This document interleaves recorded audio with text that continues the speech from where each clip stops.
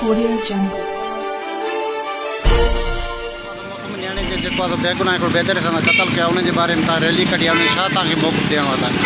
असांजो साईं मौक़िफ़ इहो आहे त जीअं हे वाक़िफ़ पेश आयो आहे कोर्ट लोंग लाड़क में मोनिका लाड़क सां ज़्यादती करे बेदर्दी सां क़तल कयो वियो आहे।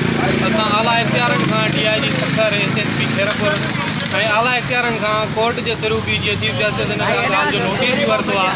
असां हिननि सभिनी आला अमलदारनि खां इहो मुतालबो था करियूं त मोनिका लाड़क सां इंसाफ़ कयो वञे, उनजे जवाबदारनि खे उनजे कातिलनि खे गिरफ़्तार करे उन खां कड़े खां कड़ी सज़ा ॾिनी वञे त जीअं असांजी जीतल सिंध अहिड़नि बेगैरतनि में पाक पई सघे।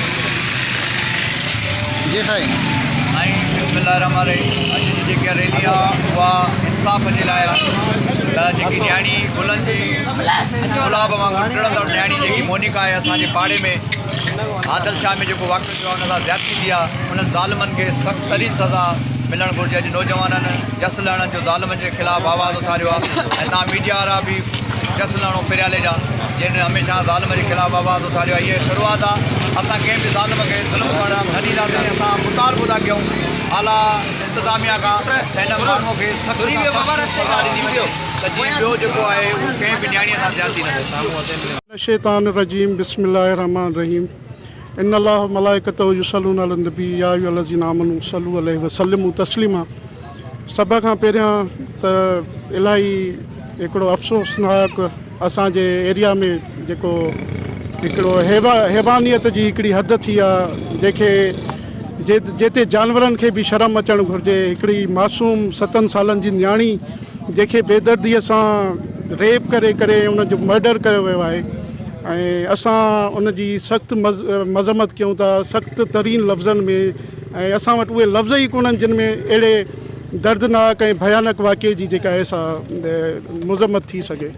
असां हिते सोशल फोरम जे तरफ़ां ऐं यंगस्टर्स जेके बि आहिनि पिरालो जा सहाफ़ी बिरादरी आहे, वकला बिरादरी आहे ऐं जेके बि सियासी समाजी शहरी बाशऊर असांजा गॾु आहिनि हिते असांजा, उहे हिकिड़ो गॾियल मैसेज जेको ॾियणु चाहियूं था पिया ऐं जेको आहे सो उहो जेको हिकिड़ो ख़ानदान आहे जंहिंसां एॾो हिकिड़ो वहशतनाक वाक़ियो पेश आयो आहे। उहा हिकिड़ी न्याणी जेका हिकिड़ी वहशत जो दरंदगीअ जो जेको आहे सो निशानो बणी आहे, उन जे इंसाफ़ जे लाइ असां जेको आहे सो हिकिड़ो प्रोटेस्ट कयूं था पिया, रिकॉर्ड करायूं था पिया ऐं जेके बि सुजान धुरियूं आहिनि, जेके बि असांजा हुक्मरान आहिनि, वज़ीर आज़म, वज़ीर आला, IG सिंध, DIG ऐं जेके बि लॉ इन्फोर्समेंट जेके एजेंसीज़ आहिनि उन्हनि खां घुर कयूं था पिया त उन्हनि कातिलनि खे जल्द खां जल्द गिरफ़्तार करे ऐं उन्हनि खे इबरत जो निशानो बणायो वञे त जीअं असांजे